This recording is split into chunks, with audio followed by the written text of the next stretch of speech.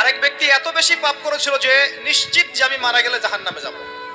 এখন সে মৌতের আগে তার সন্তানদেরকে বলছে যে আমি মারা গেলে আমার লাশটাকে পুড়িয়ে ফেলবা, লাশটা পুড়িয়ে ফেলে অর্ধেক ছাই বাতাসে ভাসিয়ে দিবা, অর্ধেক ছাই সাগরে ভাসিয়ে দিবা, অর্ধেক ছাই বাতাসে উড়িয়ে দিবা, অর্ধেক ছাই সাগরে ভাসিয়ে দিবা। সন্তানরা তাই করলো। আল্লাহ পাক সাগরকে বললেন ছাই জমা করে দাও, বাতাসকে বললেন ছাই জমা করে দাও। এরা ছাই জমা করে তাকে আবার পুনরুত্থিত করা হলো। এবার আল্লাহ জিজ্ঞাসা করছেন, তুমি এই কাজটা কেন করেছিলে? বলো, এই কাজ তুমি কেন করেছো? সেই ব্যক্তি বলছে, মিন খশিয়াতিকা ইয়া রাব্বি, হে আল্লাহ, আমি তোমার ভয়ে এই কাজটা করেছি।